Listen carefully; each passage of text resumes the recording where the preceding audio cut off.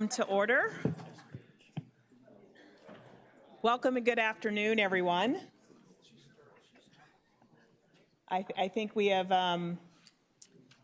gone through introductions, but maybe we have a couple new folks that we might need to make a few introductions on the subcommittee with.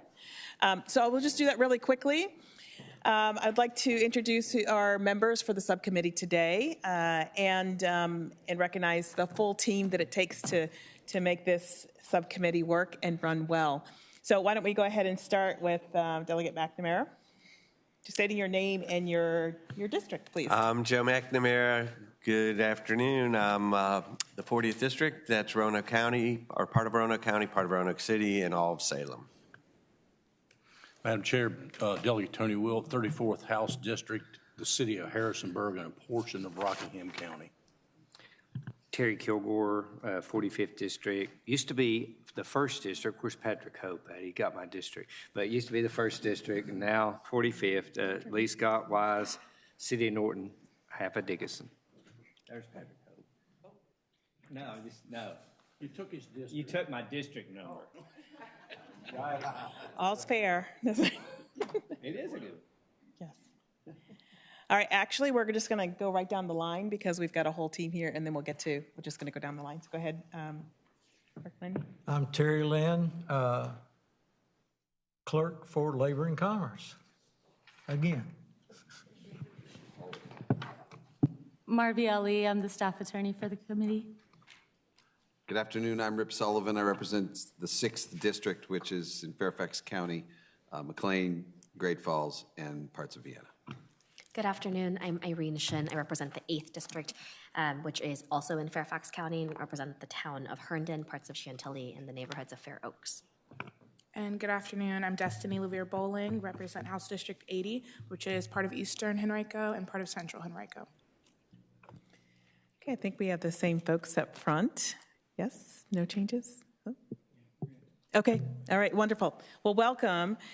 We're going to do this much the way, thankfully, Chair Ward already shared sort of what the approach we're going to take this session with our committee meetings, respect, and that doesn't just mean one another, it also means the timelines. We often have a lot of people who want to express their positions on bills, so there may be times where we say just name and who you are representing and yes or no or approve or not. We will always ask you for your name and your affiliation, so please be prepared to provide that. Even if we run out of time, please state that and your position. We're going to go a little bit out of order today because of some time constraints. And so the first patron we're going to have up is Delegate Cole to speak on his bill, HB 1633. Delegate Cole, welcome.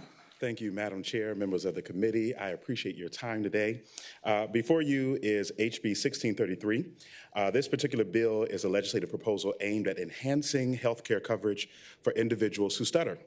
This bill mandates that Madam Chair, I have a line amendment. Would you like to move the amendment?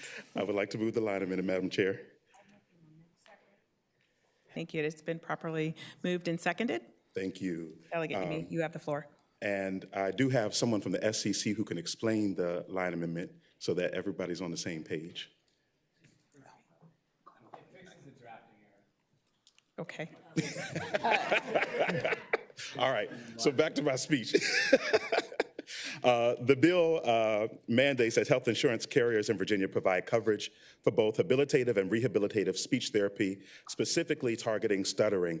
The bill establishes 4 things. Comprehensive coverage. The health insurance plans will be required to include both habilitative and rehabilitative speech therapy for the treatment of stuttering.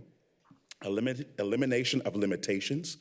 Such coverage will not be subject to annual benefit limits, restrictions on the number of visits to speech-language pathologists, or limitations based on the underlying cause of stuttering. Removal of administrative barriers. The bill prohibits the application of utilization review or management requirements, such as prior authorization or medical necessity determinations for these speech therapy services, and an implementation timeline. These provisions apply to healthcare plans issued for delivery or renewed on or after January 1st of 2026. And so you may be asking why this bill is necessary. Stuttering is a speech disorder that can significantly impact an individual's communication abilities, self-esteem, and quality of life. And so this bill, we would hope, would just cover the holes of anyone who has insurance who may not be covering this.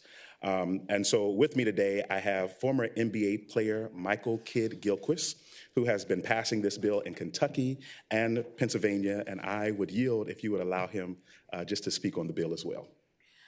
Thank you, Delegate. What I'd like to do first, before we start taking comments, is to just check to see if anyone has any questions from the committee. Seeing none, we'll start with comments in support, and then we'll move to opposition, and then we'll move to online. Each person will have 2 minutes. I'm sorry? Oh, sorry. Pause, please. No, you can come up. We need to adopt the amendment. So we did not vote on the amendment. That is correct. We didn't. We referenced it. Thank you, Delegate Kilgore. Sure, the amendment is to line 24 of the introduced bill. After 38.2, 3419, strike the remainder of line 24 and through the word law on line 25. So it's removing a phrase from that sentence. Thank you. Move the amendment. And a second. It's been properly moved and seconded. All in favor? Aye. All opposed? All right, the amendment passes. Thank you. All right, so let us begin. Welcome. You have 2 minutes, and we will take, and if folks are wanting to speak in support of the bill, I ask you to line up so that we can make sure that we move expeditiously. Thank you. Welcome. How you doing? So I am Michael Kidd Gilchrist, and I'm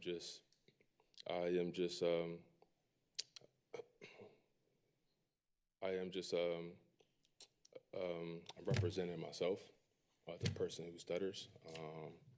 I live here, like in the state of Virginia, and it is very, very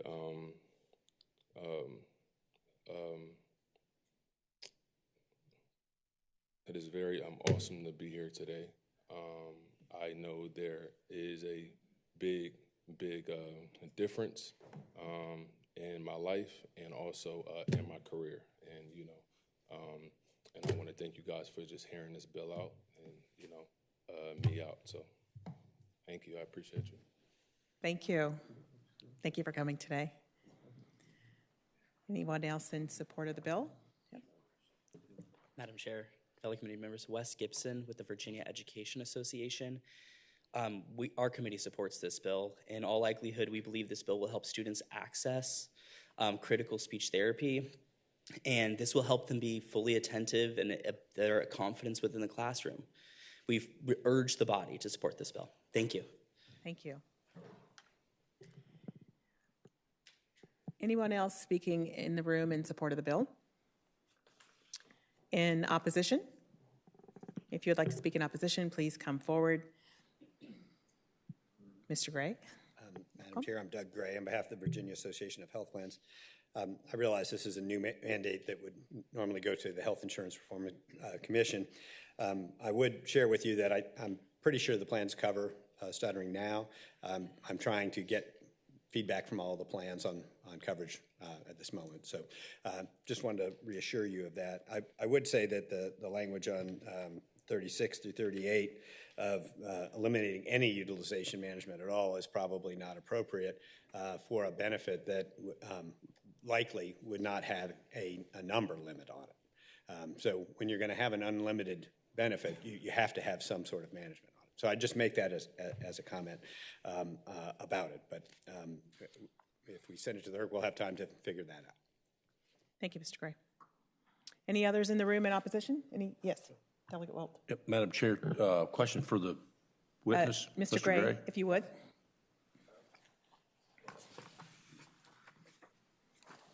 Yep, thank you, Madam Chair. So give us an idea of what's currently in place, if anything. Yeah, so plans would normally provide coverage, and they would have some supervision of the progress of the person getting the therapy. And so that would take some, time, obviously, and there would be some effort put into making sure that progress is continuing to be made. I think it's already, a common benefit with some plans. Now, you have to remember, in Virginia, many people, more than half of the people, get their coverage from a self-insured entity, which is not going to be regulated by state laws. And that's a challenge. So I can't speak for the self-insured, but I can speak for the fully insured. And so I'm working at getting you the bottom line access to that information. But I, frankly, just saw the bill, Monday. I put out the request and starting to get the feedback. So. Thank you. Thank you. All right, I think we have a few comments online. If we can move to online. Dr. Sullivan. Yes. Hi, I am Dr. Jessica. Just one moment. Yes, thank you for coming today. Just wanted to let you know that we will limit online comments to 2 minutes. Oh, thank you. Please go ahead and begin.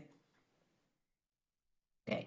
Hi, I'm Dr. Jessica Sullivan. I am the department chair at Hampton University, which has been granting degrees to speech-language pathologists for over 70 years here. And we are strongly in support of this bill because the quality of life and the type of care needed for individuals who stutter is not just a lockstep. There are multiple reasons why individuals can stutter, so all therapy is not the same for each individual. And we strongly encourage that you support this. Thank you. Thank you, Dr. Sullivan. I think that is, we did have a second person, but they are not present. So I think that concludes our online comments. Delegate Cole, would you like to have any final words? Yes, thank you, Madam Chair.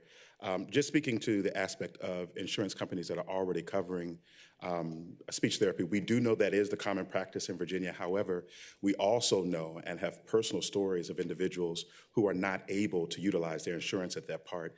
And so this bill just seeks to cover those holes that are there in the Commonwealth. We had hoped to have some of those families here today, but the bill was docketed quick, fast, and in a hurry. But we do have personal stories of those who are currently dealing with the aspect of not having their insurance coverage. And so we wanted to try and put this to cover any holes that may be in the Commonwealth. And so I understand the process. I would hope it would be the privilege of the body to pass the bill on. Thank you, Madam Chair. Thank you, Delegate Cole. This committee works by motion. Madam Chair. Delegate Bowling. Yes, I have a comment in motion. You have the floor. Thank you. I appreciate the patron for bringing forth such an important piece of legislation because I know so many in my family who struggle with speech impediments and who have needed speech therapy, and it is a fact. There are some insurances that do not cover those type of rehabilitative services. But of course, we do have a process in adding things to the essential health plans. So I'm inclined today to make the motion to gently lay this bill on the table and send it with a strong recommendation to HERC. Thank you. There is a motion. Is there a second? Second has been properly moved and seconded. We will gently lay this bill on the table with a recommendation and letter requesting our Uber chair to send a letter to HERC for that recommendation and analysis. Thank you for, but we have to do a recorded vote on this. So the vote before us is to gently lay the bill on the table with the letter to HERC. Please cast your votes.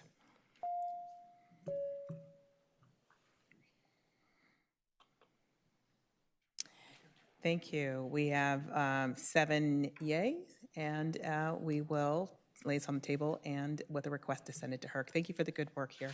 Thank you, Madam Chair, members of the committee. All right, next up, just slightly out of order, is Delegate Keys-Gamarra. We thank those who were already scheduled in line for having the flexibility for these two folks who needed to come before us a little bit ahead of schedule. So, Delegate Keys-Gamarra, you have the floor. Welcome. Thank you, Madam Chair, members of the subcommittee. I am here in support of House Bill 1628, which seeks to protect homeowners.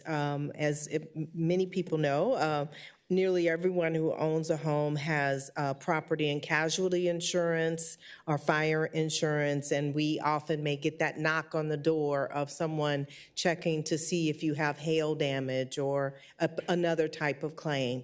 The practice that has been occurring is that people will say, yes, you can go ahead and take care of this for me. They sign something to sign that right over to that company, and they may or may not actually get their problem corrected. What this bill does is correct that by making sure that the homeowner retains the right to authorize payment, even though the insurance company will be involved.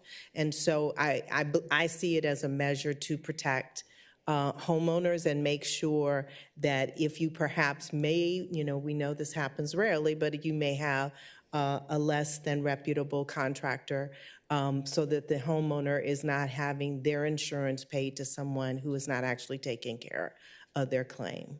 So that's the gist of it, and I appreciate you guys working me in. Thank you, Delegate Keys-Gamarra. Does anyone have a question on the case? Yes. Not right now? Okay. Is there anyone in the room who would like to speak in support of the bill? If so, please come forward. Again, you will have 2 minutes. Good afternoon. Dave Albo on behalf of Virginia Mutual Insurance Companies.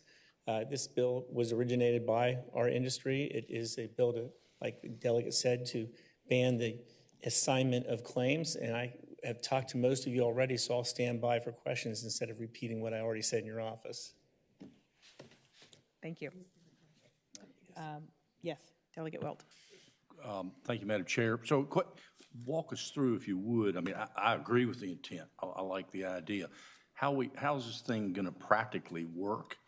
And I see I see the last line in the summary that any such contract provision is void and so on. But so what the bad guy working out of his pickup comes, does the contract, and then what's a recourse? Yeah, step by step. How are we going to fix it? I think the best way to describe it is an example. So let's just say you have Albo's Shady Roofer Company, and you know him well.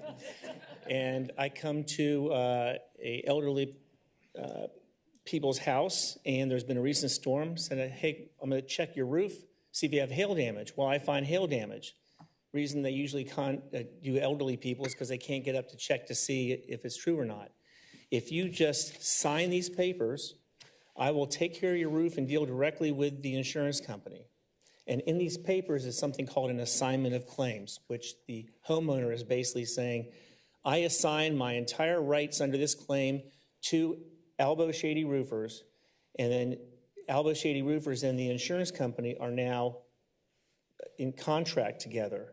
And what the delegate mentioned is now the homeowner is excised from this whole transaction. So I'm not very good at fixing things. I go up there and I screw the roof up. I show up late. I leave all my stuff on the front lawn, and the homeowner says, I cannot stand you. I want to fire you. And Albo Shady Roofer says, you have no power over this because you assigned your claim. So what this bill says is anytime that there is a assignment of claim that is void up front. I did forget to mention that we ran this by the Virginia trial lawyers. Lines 19 through 24 were amendments that they wanted, so they're happy with the bill. And it applies only to homeowners' property insurance. Does that answer your question? Madam Chair. Yeah, further question? Yes, Delegate Wilt. So, yeah, again, I'm trying to get my brain around. So this Albo Shady Roofing gives me, this old person, a contract. How do we keep them from doing that? I mean, if they're unaccounted for now, or well, you keep them from doing it by passing this bill. So even if they did it, the assignment of the claim would be void. So the homeowner could always assert. The idea here is to make sure that the homeowner has control over the quality of the product. Let's just say Albo Shady Roofer comes up and I don't do a very good job and a homeowner doesn't like it. I'm just going to bill the insurance company and keep my check. I don't care because homeowner is now not even involved in the contract anymore. I didn't mention this before, but in the extreme, there are some situations where insurance companies will just write a check for the lost value, and shady business maybe spends 50% on some lousy shingles and then takes the rest and leaves. So the idea, as Delegate Keys-Gamarra, I think, aptly stated, is to make sure that the homeowner is always in control of the repairs.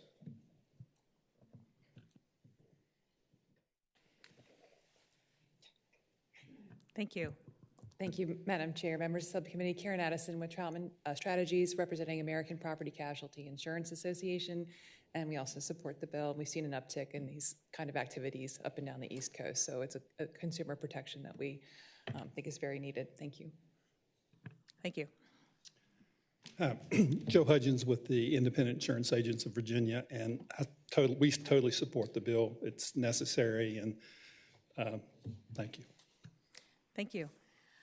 Are there any others who wish to speak in support of the bill? In opposition to the bill? Okay.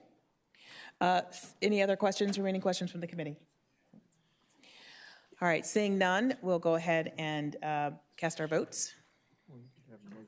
Oh, you sorry. Yes, I'm a little rusty. It's been a whole summer.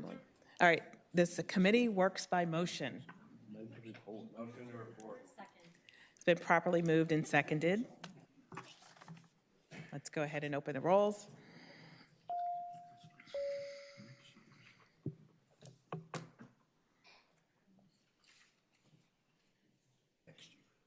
Okay.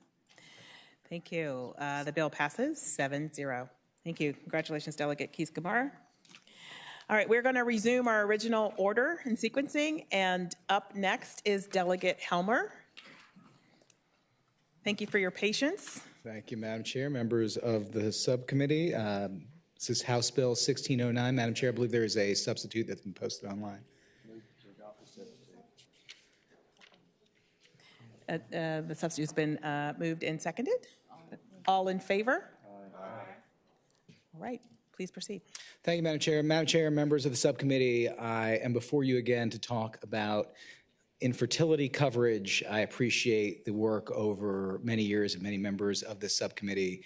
My own story is that several years ago, my sister was diagnosed with cancer, rendering her, or knowing she would be rendered infertile. She sought to have treatment, but Virginia doesn't require coverage of infertility treatment. So to have a child, or have a chance of having a child, she had to move to Maryland, which does offer such coverage. I'm very happy to report, after years of trial and tribulation and IVF and surrogacy, she has a beautiful baby boy. And I want that joy to be available to all Virginians, to be able to celebrate their sons, their daughters, like I'm able to celebrate my nephew now. House Bill 1609, as substituted, will make sure that HERC in the coming year, as we look at the Essential Health Benefits Plan, considers and prioritizes including infertility coverage, and I hope it will be the will of the subcommittee to support the bill. Thank you very much, Madam Chair. Thank you, Delegate Helmer. Any questions from members of the committee? Or is there anyone in the room who would like to speak in support of the bill?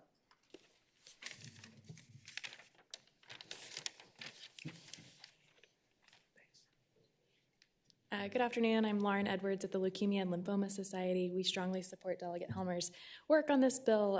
As he mentioned, cancer patients, especially adolescents and young adults, their treatments can often render them infertile, even though it saves their life. And in particular, for blood cancer patients, they may be facing a diagnosis on a Friday, need to start treatment on a Tuesday, and have to come up with the out-of-pocket payments for fertility preservation services. So they're starting treatment, they're having to make choices about their future that they really weren't prepared to do, and on top of that, looking at thousands of dollars of out-of-pocket costs. So this really helps patients preserve their options, regardless of what decisions they make in the future, but it takes that financial burden out of the decision that can be so sensitive for so many families. So we appreciate your work on this bill, and we hope that you support it. Thank you. You just wait a long time. Does that make it opposition? I'm just trying to move it along. This is obviously a HERC recommendation. I want to remind you all who are involved in the HERC process that there is not an unlimited number of benefits that you can add to the essential health benefit. Your actuary reported to you that you have about a 1% margin, give or take. This is going to take a big chunk of that. Just reminded you. That's it. Thank you. So, Madam Chair. Delegate Sullivan, you have the floor. So, thank you for that reminder, Mr. Gray. This bill's a little different than ones that often come before us, which ask for a mandate, and then they, let's just say, not unwittingly, but that they end up in HERC even if they might not want to be there. This bill, as I read it, Delegate Helmer, simply asks us to send it to HERC. And if the commission finds some reason to exclude it, which I think it would have that option anyway, but it's right there in the language of the bill. You're not trying to mandate that we include it. You're trying to ask us to consider it. That's it, right? Madam Chair, I'd answer the delegate that the only difference between this and something else that would go to HERC is the presumptive yes, with the ability of the commission to say no with justification. So it is different than if we were to send it from the committee. That's why we have the bill. The difference, though, being it allows HERC to have the flexibility which statutorily we've sought to give it, which is to evaluate the panoply of things that we would like to cover and then decide among them. And so it maintains that flexibility while providing presumptive consideration of this particular coverage, which I think many of us think is important. Thank you, Madam Chair. I have a motion at the appropriate time. Thank you.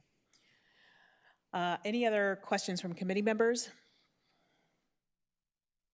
Seeing none. All right, Delegate Sullivan. Madam Chair, I do move that we lay the bill on the table, but per the bill and as our practice, ask the chair to send it to HERC for consideration. There's been a motion. Is there a second? Second. Thank you. It's been properly moved and seconded. All in favor? It's a recorded vote, so go ahead and let's open up the roll.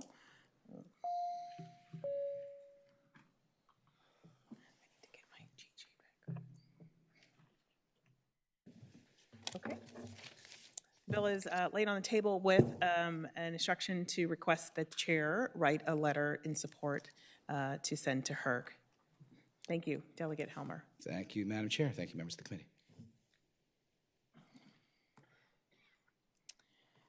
Okay. All right, next up, we have Delegate Hope, and we'll do your two bills together, HB 639 and HB 1641. Thank you, Madam Chair, members of the subcommittee. You want to start with House Bill 1639, just be in numerical order. This is a bill that's before you to repeal the tobacco surcharge. There was a sunset, repeal the tobacco surcharge sunset under existing code. Back when the Affordable Care Act was passed, they allowed for health plans to increase insurance premiums for tobacco users by up to 50%. So it's a pretty big hit for thinking that maybe tobacco users would cost more money. We did a study of this in the Joint Commission on Healthcare in 2021 that determined that the tobacco surcharge was having the opposite effect of what we wanted to do. It wasn't getting people to stop smoking. In fact, what it was doing is younger, healthier people weren't enrolling in health insurance, which is really important to keep your pool, to have a lot of healthy people in your pool. But the smokers that were sick were the ones that were enrolling. So your population base was sicker, and that meant it was costly. So the Joint Commission on Healthcare recommended that we repeal the tobacco surcharge. And just coincidentally, what they found in their report was the tobacco surcharge creates an adverse selection because tobacco users with greater healthcare needs are more willing to pay the surcharge because they need coverage. They also found that the surcharge creates a financial barrier to younger, healthier tobacco users enrolling in health insurance coverage. The model that they used, they hired Urban Institute to model, and various other states have also repealed the surcharge. So people that don't support the Affordable Care Act, you can rest easy that you're actually repealing part of the Affordable Care Act if you vote in favor of this. But the model eliminating the surcharge would reduce premiums, we found in other states, and it would bring more young, healthier people to the market. I brought the bill based on the Joint Commission on Healthcare's recommendation. That was a unanimous recommendation. The bill passed the House and the Senate. I'm sorry, I was on a roll, but I do have, let me continue on my roll, and then we'll do a substitute. But anyway, bill went to the governor vetoed it. And so we met with the governor, had good conversations with him, started to understand what we're trying to do. In 2023, the governor supported repealing the surcharge, but putting on a sunset on the surcharge that expires in January of 2026. And the governor also asked that the Bureau of Insurance State Corporation Commission conducts annual studies to determine if, in fact, that with the reduction of the cost of the premiums, whether it's having the intended effect of more smokers getting into the market and maybe even quitting smoking, and with a 50% reduction, whether it would lower the costs of premiums. And so those two reports came out, one in 2024 and one in 2025. The State Corporation Commission report found that the removal of the tobacco surcharge appears to be benefiting areas with higher tobacco use. The smoking rates generally showed better enrollment and retention, which is what we found at the Joint Commission on Healthcare, so more people enrolled in these areas. Suggests the policy improved the marketplace accessibility to traditional higher tobacco use. And the financial impacts were minimal in that area. The elimination of surcharges in 2024 resulted in overall premium rate increase of less than 1% across all enrollees. So you think about what the market is for your insurance premiums over a year, less than 1% it went up because of this repeal. So we're finding that it actually is having the intended effect that we want to do. So the bill that's before you, and I'm going to ask you to adopt an amendment in the nature of the substitute, because the State Corporation Commission came to me and said, we want to continue doing this study, do another year of study. And so I turn it over to the clerk to please report that amendment in the nature of a substitute.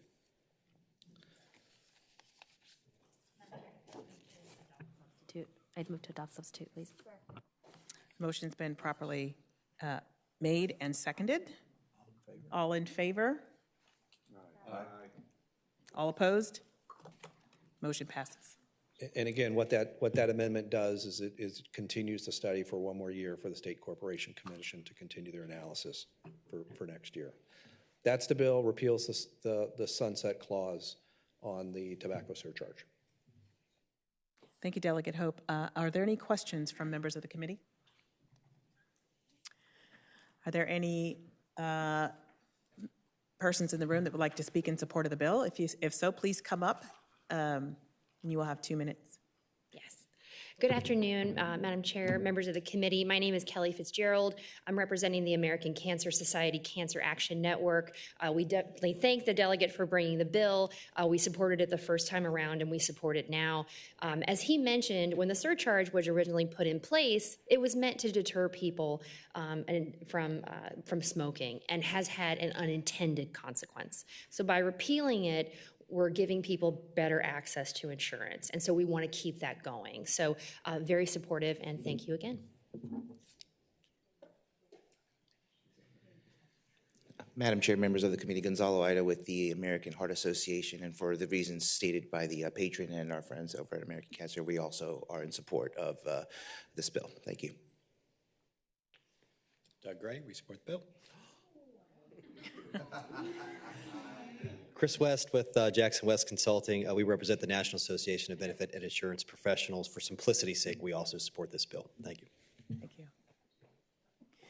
Is there anyone in the room that would like to speak in opposition to the bill? Okay. Not seeing any. We do have one person online, Ms. Casper. If you would go ahead and turn your camera on and unmute yourself. You have 2 minutes. Welcome. Thank you, Madam Chair and members of the, thank you, Madam Chair and members of the committee. Thank you for the opportunity to make some quick comments. My colleagues in the room have made a lot of the comments, as well as Delegate Hope, so I'll keep my comments brief. I also submitted written comments as well as a fact sheet about tobacco surcharges and why they don't work from the Long Association.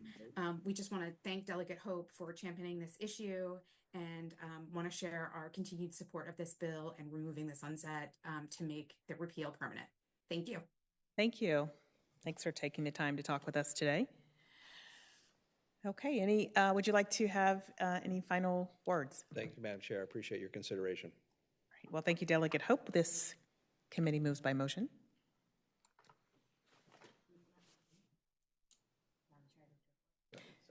Thank you. It has been properly moved. Substitute? Yes. It's been properly moved and seconded. Let's go ahead and open the roll. Cast your votes.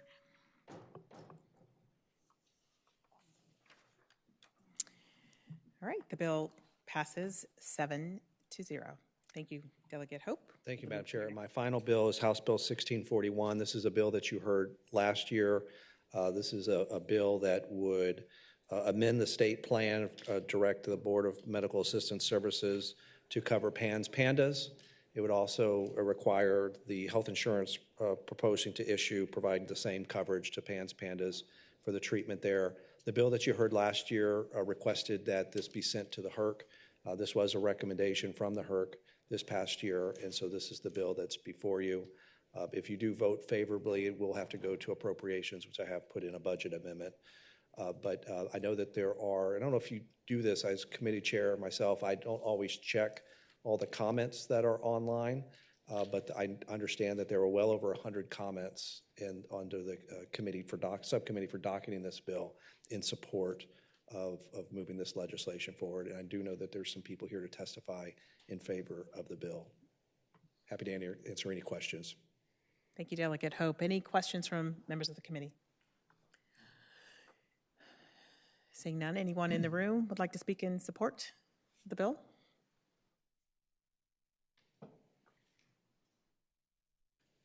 Welcome.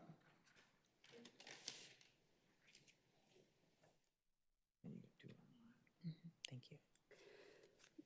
Hi, I'm Erin Hollerbach from Henrico. I'm just a mom and a clinical social worker in Virginia. This is my son, Kian Hollerbach. Okay, so I spoke to you here in the subcommittee just about a year ago on February 6th. I truly want to thank you for keeping your word to us that day and helping to expedite the bill through the HERC. A lot can change in a child's life in a year. Their age, grade, interests, friends. Kian was diagnosed with pandas in 2022 when he was 5, and now he is 8. While his age and grade have changed in the last year, since last February, so have other things. In addition to the many symptoms he's been navigating since June of 2022, since last February, he started having seizures, delusions, and can no longer attend in-person school. This is a progressive disorder, but one that many people can heal from. I worry the longer this goes on, how this will impact him throughout his life. In the summer of 2023, a year in already, his doctor recommended a specific treatment that would help him. We had to go through multiple insurance denials, and to prove that he needed this treatment with tons of tests, data, and a second specialist willing to fight with us. He was finally able to start this treatment in the fall of 2024. Progress is slow, but it is happening. This year, I wanted to change our marketplace insurance plan to include out-of-network benefits, since some of his tests and doctors are not covered. But I couldn't, because we would lose his treatment authorization that we fought so hard for. We have 25 plus years of research on this disorder, but we still do not have coverage. Please remove some of these dehumanizing roadblocks by voting yes on HB 1641 as soon as possible. Thank you. Thank you very much for coming today and sharing your story and your support. We do have folks online. We'll first go to Teresa Champion. If you could please put your camera on and take yourself off mute. You have 2 minutes. Thank you, Madam Chair. I'm Teresa Champion with the Virginia Autism Project. I was also a member of the Pandas PANS Advisory Committee before it was reauthorized, and it's brand new now.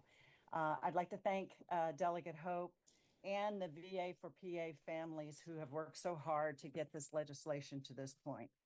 My son with a diagnosis of autism was also diagnosed in 2010 with PANDAS.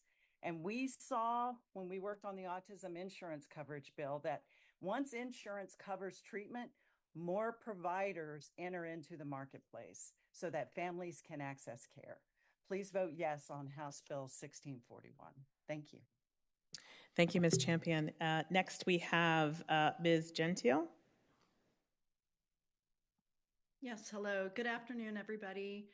I am a co-founder of the Virginia Alliance for PANS Pandas Action, vice president of the Alex Manful Fund, and above all, a mother to a young person with PANS. I know this subcommittee is familiar with our issue, especially Delegate Sullivan and McNamara on the HERC, and our bill's co-sponsors on the committee, and of course, Delegate Hope. But let me just make a few key points. There's little in life that prepares you for an illness as terrifying and as debilitating as PANS Pandas. The shock of losing your child to an insurance system that puts profits ahead of health and even life, when lives are at stake, it defies belief until it happens to you. And if you or somebody in your family has ever had a cold or strep throat, this could happen to you. In PANS Pandas, the immune system mistakenly attacks healthy brain tissue, and early diagnosis and treatment are critical. I know very well because I watched this happen to my daughter. Our relief on finally having a diagnosis and treatment plan was short-lived when we realized we had to fight our good insurance company for everything from antibiotics to immune therapies prescribed and necessary to treat her severe condition. We've spent a fortune out of pocket and have gone into debt, and I am relieved to say that after 4 years, we finally received the treatment we needed. Not in Virginia, it was out of state. And it worked, but my fight isn't over because my insurer has continued to deny reimbursement of even 1 cent. The denial of doctor-prescribed testing and treatment is literally robbing young people of their lives and creating a crushing burden on these young people and their families. During the recent HERC review, the BOI estimated the cost of coverage for the diagnosis and treatment at just 0.0046 cents per member per month. That's less than half a cent. It's hard to fathom that insurers would deny treatment to children and young adults when the costs are so negligible and the damage so extreme. I urge you to please have a look at the online comments. We sent you all information today about a petition from more than 300 families in Virginia urging support for HB 1641. Thank you very much for listening, and thank you to Delegate Hope. Thank you for sharing your remarks and support today. Is there any other comment from committee members before we give the opportunity for Delegate Hope to make closing remarks? No? All right, Delegate Hope. Madam Chair, Doug Gray may have something to say. Oh, did I miss opposition? It's just the day. That's how honest I am. Please. Don't you have to be somewhere else? I do, actually. Get it right next time. Madam Chair, first thing I wanted to say is that health plans cover most of what's in the bill. But this bill is not without controversy. The American Academy of Pediatrics does not recommend treatments you have in this bill. In particular, IVIG, which is hard to pronounce. But basically, they have looked at it and come to the conclusion that there is no evidence that supports it as a treatment. This bill is going against what the medical community says and adding it to the benefit. And so I'm just reminding you that that's what we were going on, and that's why it wasn't covered. Thank you. Thank you. Apologies for missing that step. Delegate Hope, would you like to offer any? I regret asking him to come up, but I will just say that, look, you can't say on the one hand that this is already covered, but on the other hand say that doctors aren't performing, having these treatments available. You can't have it both ways, or it's not recommended by the medical societies. So you really can't have it both ways. This has been vetted by the HERC as the process that we have before us, and so I hope the subcommittee will find favorably to recommend reporting the bill. Thank you, Delegate Hope. And I have a note here. I think that this may need to go to appropriations. So this committee, of course, works by motion. Madam Chair, before I make a motion, I'd like to first thank Delegate Hope for his perseverance and persistence on this issue. Last year, I was appointed to serve on the Advisory Council on PANS and PANDAS with him, where he serves as my chairman there. And it has been really awesome to see the advocacy community who have come out in force to sort of help educate those of us who are new to PANS and PANDAS on this. And so I just want to acknowledge the labor that has gone into making this happen, and also for the HERC members who have also helped to expedite the process and make it happen. So with that, I'd have a motion to report and refer to appropriations. Motion has been made? Second. Has been made and properly seconded. All right, let us open up the rolls and place our votes on the board.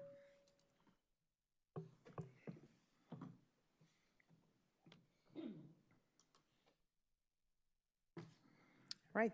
Bill passes 7-0. Thank you very much, Thank you, Delegate Madam Chair. Hope. Thanks, Subcommittee. Madam Chair? Delegate Sullivan. I'm sure I have a motion. Yes, you have the floor.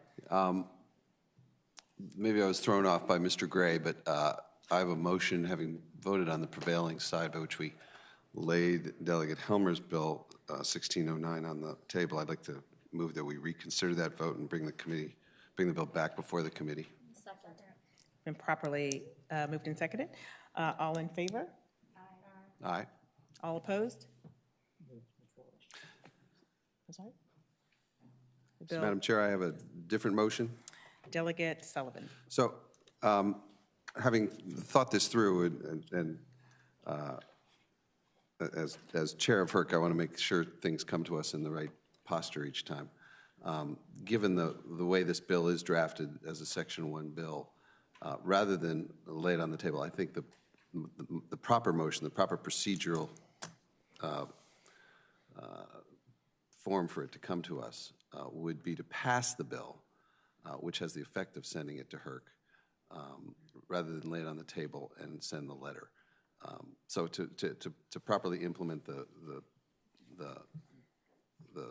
bill and to get it in the right procedural posture before HERC, my motion would be to report the bill. Second. It's been properly, It's a substitute. Report the substitute. Second? Did I hear a second? Has the bill been seconded? I don't know if I missed it. Thank you. It's been the substitute, the bill as substitute has been properly moved and seconded. Let's go ahead and open up the roll.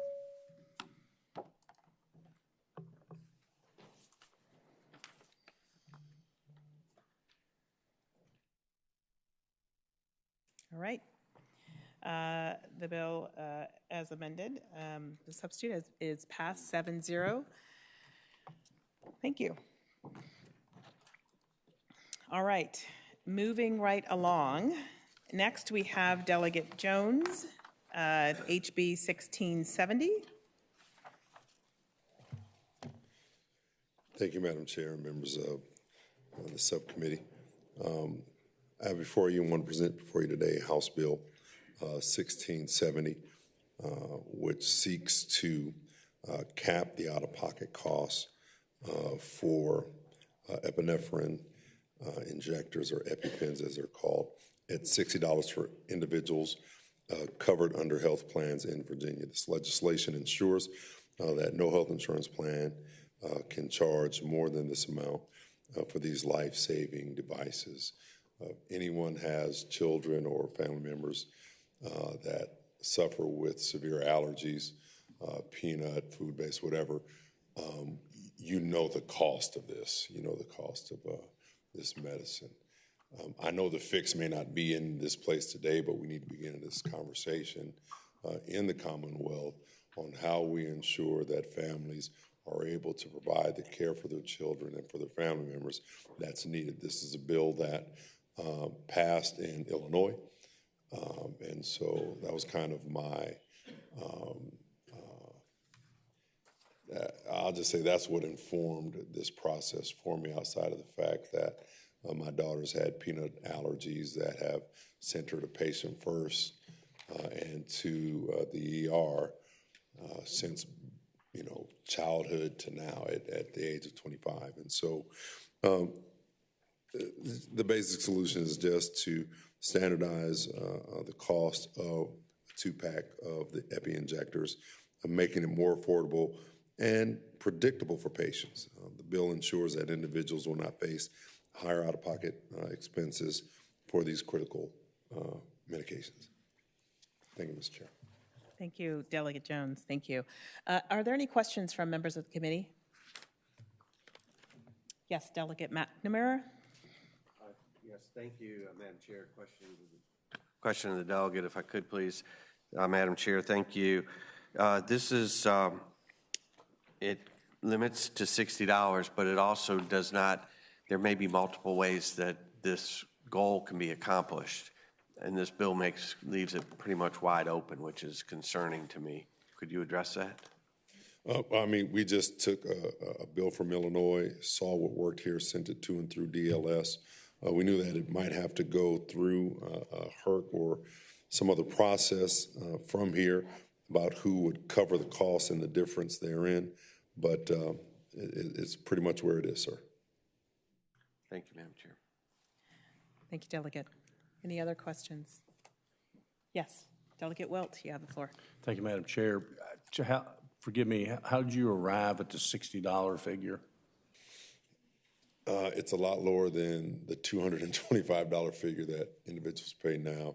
But honestly, it's what we saw in the marketplace in other areas.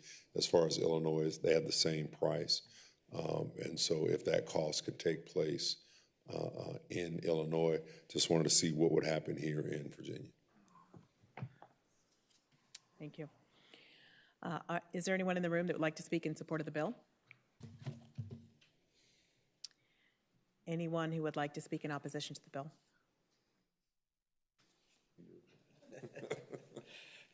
Madam Chair, members of the committee, this is probably the 8th cost-sharing restriction bill so far, give or take a little bit. I think you have a bunch sitting in the Health Insurance Reform Commission at this moment. We've already done insulin, and I think we're going to pass another one here in a few minutes. So, once you pass one, you're going to get a bunch more, and that's what this is. If you're going to go this approach, I would recommend you send it to the HERC for one, because it's a new mandate. Secondly, I think you'd have to apply to the state health plan and then figure out how much that costs, and then do a budget amendment.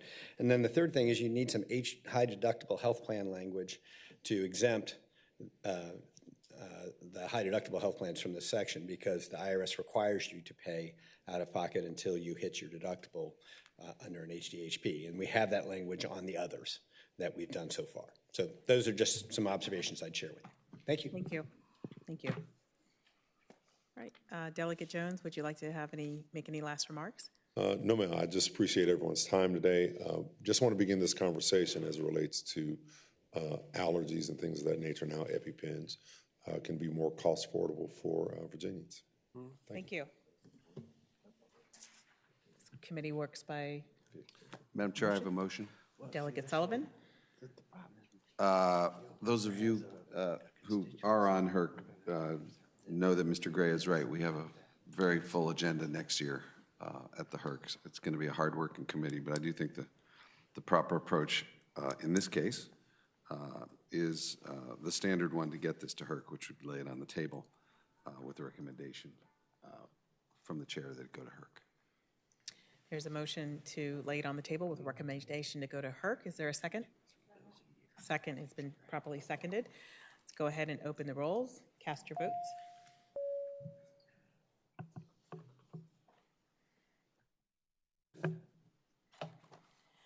Motion to lay it on the table and send it to HERC with a letter has passed 7-0. Thank you, Delegate Jones. Colleagues. Okay, next we have Delegate Martinez with HB 1765. You please approach. Good afternoon. Good afternoon. Or early evening. Thank you, Madam Chair, for allowing me the opportunity. Before I start talking, I have a proposed line amendment. Who do I give this to? Online. I believe we have it, and it can be made available online. Move the line amendment. Line amendment has been moved. All in favor? Aye. All opposed? Yeah. Oh, need to read it first. Go ahead and explain the line amendment so that we can. You want me to read it?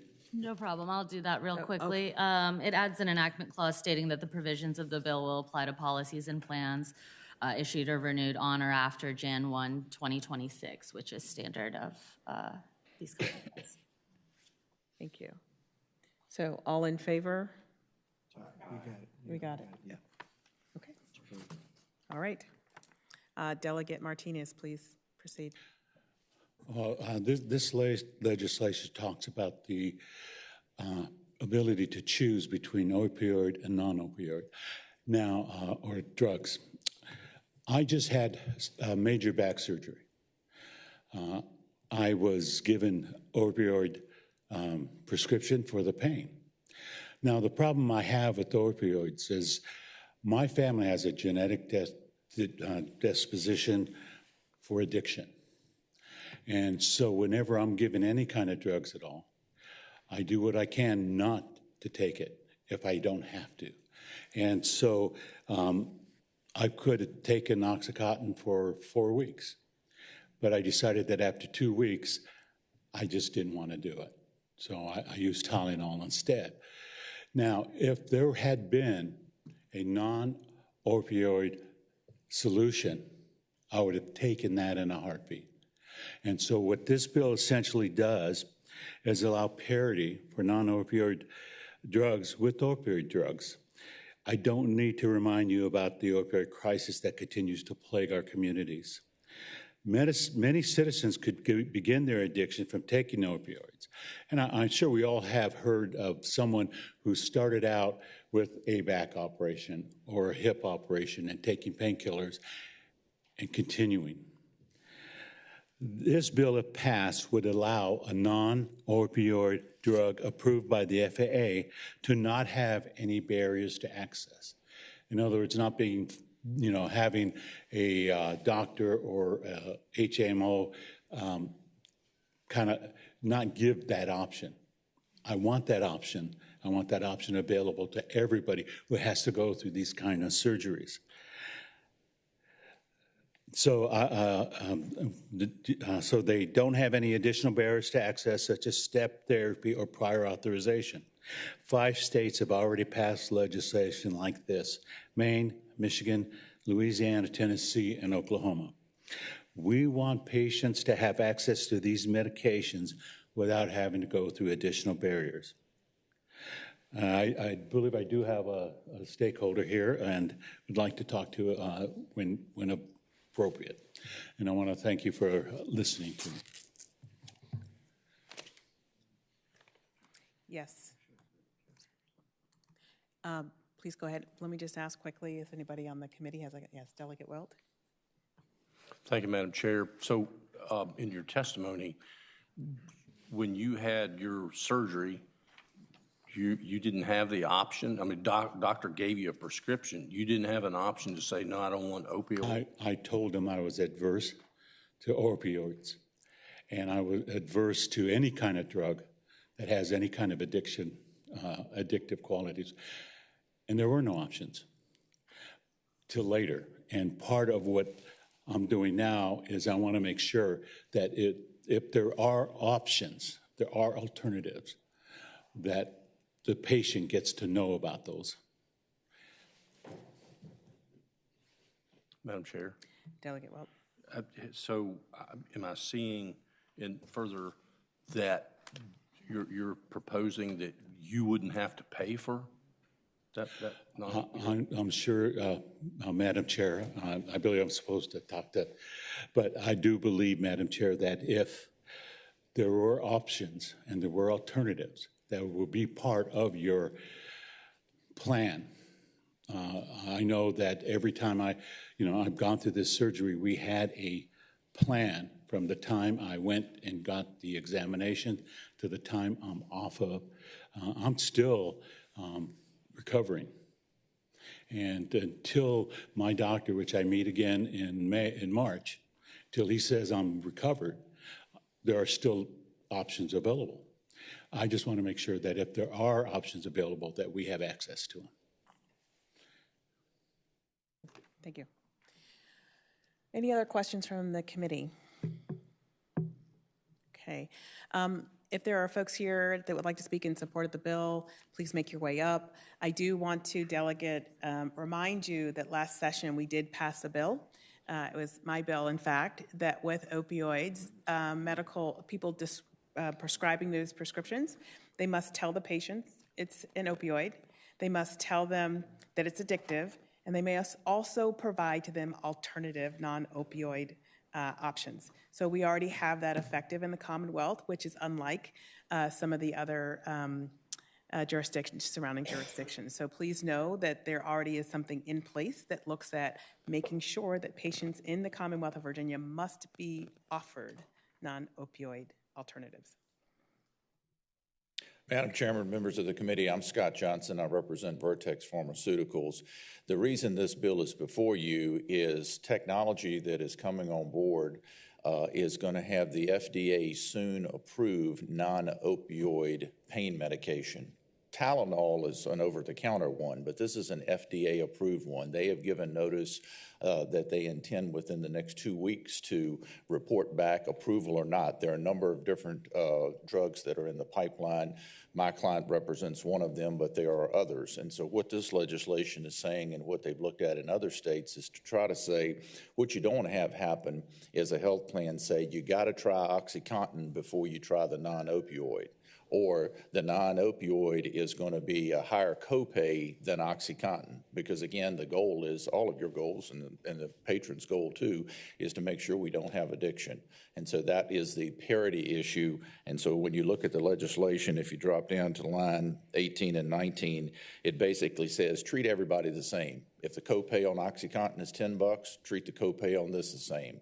If OxyContin says you got to try 10 days, then treat the non-opioid for 10 days.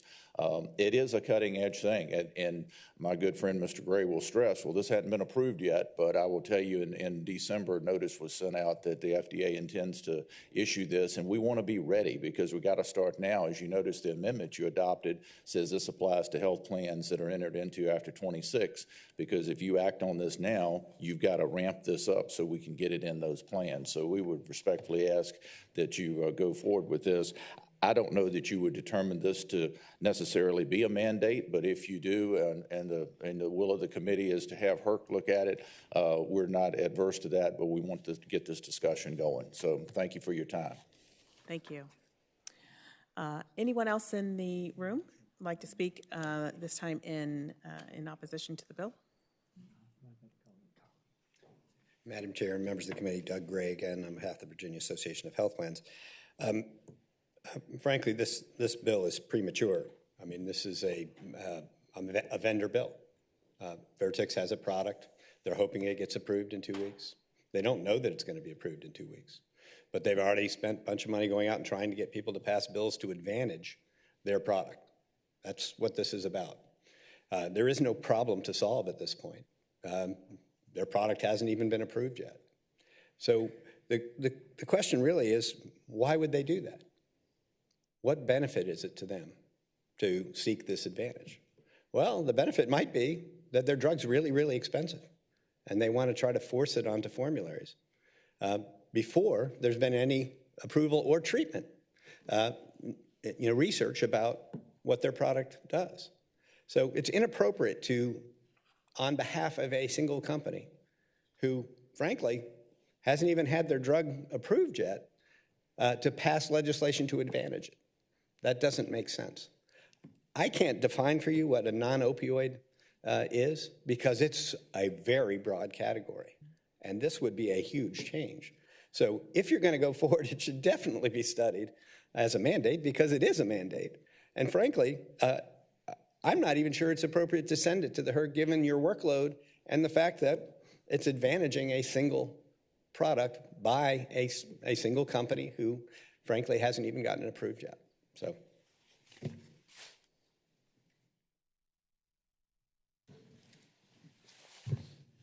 Any other comments?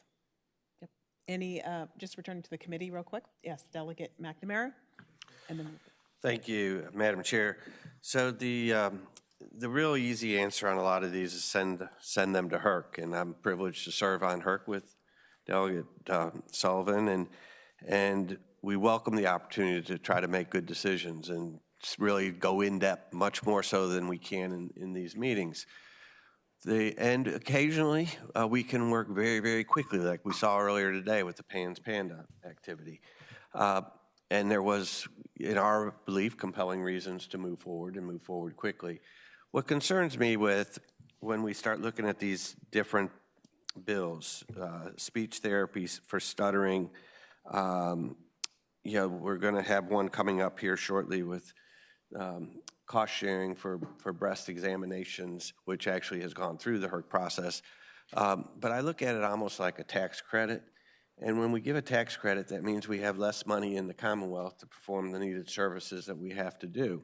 And if we limit insurance companies' ability to have differentiated charges, we are, in effect, the insurance companies have to provide a certain amount of services, and we are limiting them in certain areas. And I'm always concerned that the people that are effective in getting tax credits through, or the people that are effective in getting changes to the essential health benefit plans, are the individuals that are the most politically connected and otherwise are in a position where they can almost, in my opinion, take unfair advantage of the situation. So I know the committee has a plan, what they think they'd like to, or what they probably has a plan on what they're going to do with this. But the other thing I would caution is HERC can only realistically look at probably 2 or 3 bills a year, if that, and do it properly. So we can feel good that we're doing something and send everything to HERC,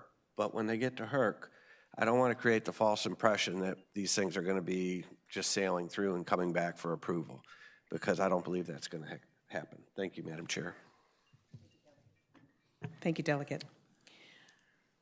Any other, I think there were some questions from committee members. Delegate Chin. Thank you, Madam Chair. I just wondered if there was any like data that we could look at that compares the cost of these non-opioid drugs that are coming to market in comparison to the opioids that are available. I would have to defer to, while he's coming down here, Madam Chair, may I make a comment? Yes, you have the floor. As far as understanding the need or the disclaimer that the surgeon has to do while he's coming up with this health plan for you on your surgery, I asked those questions, and he said the amount of pain that you will be in, there is right now no non-opioid drug that could take care of that. Tylenol can only go so far. Other drugs can only go so far. And so what I'm hoping that we can move forward in the non-opioid environment. And that will help out a lot for people like me whose family has the genetics for addiction. And it will help alleviate that concern. Thank you, Delegate. Madam Chairman, Delegate Shin, when something goes to HERC will usually ask the Bureau of Insurance to do the cost analysis to say what does OxyContin cost, Percocet cost, and what is this new category of drugs. I also just wanted to clarify one thing that my friend Mr. Gray said. The Vertex is not the only drug that is in the mix to be FDA approved. There are others. This is not a vendor bill, a one-person bill. It's a variety of drugs out there. And again, that's why you've seen the other states address it. And again, we're glad to have HERC look at it. I know, Madam Chair, I think you actually have a budget amendment looking at this concept in Medicaid as well. And so it is something of importance. I'd ask that you keep it going. Mr. Johnson, I appreciate that.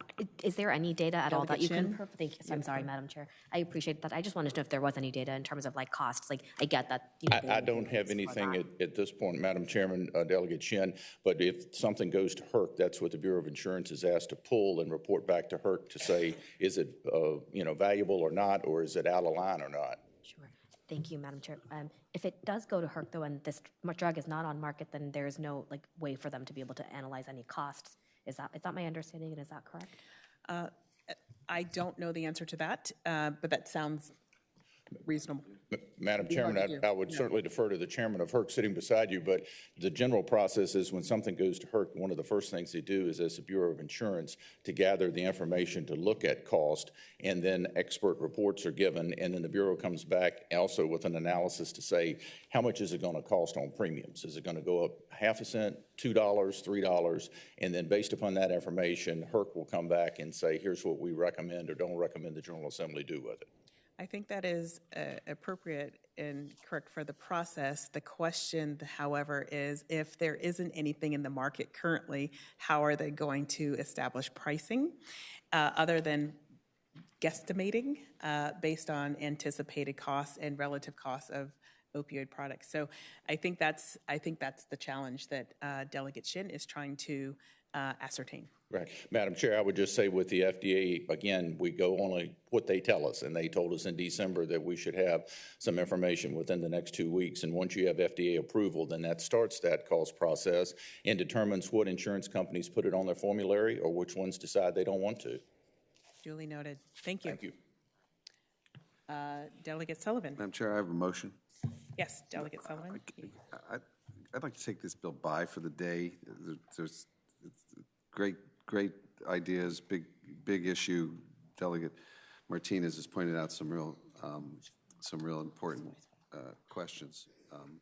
But I candidly, I'm just not sure of the right outcome for this bill right now. So if we could just think about it for another week, maybe we can talk. So I move we take it by for the day. Been properly moved and seconded. All in favor, say aye. Aye. All opposed? Okay, this bill, HB 1765, will go by for the day. Thank you. May I make one more comment, Madam Chair? I just want to say that this bill generated a lot of interest in me because of my family and the addictive qualities of opioids. We all know that we need to do something about it. So in my personal mind, that I'm going to continue to fight for anything that's an alternative to using opioids. And I appreciate you listening to me, and I really appreciate the questions, because those are things we need to continue to do to wake us all up and move forward and to work on a non-opioid alternative. Thank you. Thank you, Delegate. And we certainly understand and agree that we do need to address this. It's a critical crisis, and so we look forward to having continued conversation. Thank you. Thank you. Okay, next up is HB 778, Delegate Sullivan. Thank you, Madam Chair. With your permission and given the hour, I'm hoping I can describe this in the amount of time it would take me to go to the lectern. So the if I can just do it from here. Yes, so HB 1778, members of the committee, was brought to me by the State Corporation Commission. It simply removes outdated language. This has to do with how insurance agents are appointed under the Code of Virginia. Streamlines the process, makes it more efficient, and sort of less clunky. It takes out a $50 a day penalty for someone who is late with their application, but it does not alter the Commission's authority to penalize those insurers for failure to comply. And I'm going to let the SEC sort of walk you through, if anyone's interested, that late fee issue. But there's no financial impact to the SEC as a result of removing that late fee. This simply updates what they're doing. Other states' departments of insurance already use a similar electronic process. Bottom line is this is going to allow us to move into the 21st century and have the process work online rather than through old-fashioned paper. So that's the bill, Madam Chair, and as I said, it's here on the recommendation of the SCC. I think because it's going to make not only their lives easier, but the agents and the company's lives and easier as well. Thank you, Delegate Sullivan. Any questions from the committee? Anyone in the room would like to speak in support of the bill? Please go ahead and approach.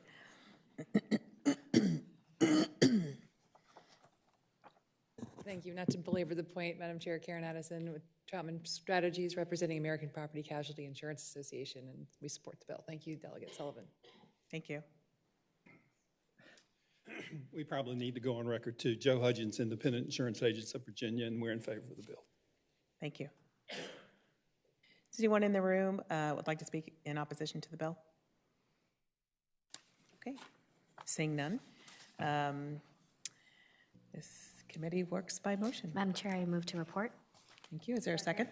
Second. Thank you. The motion has been properly moved and seconded. Let's go ahead and open the rolls. Cast our votes on the board.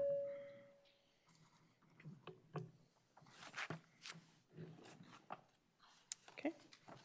The bill has passed 6-0. Thank you very much, Delegate Sullivan. Thank you, Madam Chair. Okay.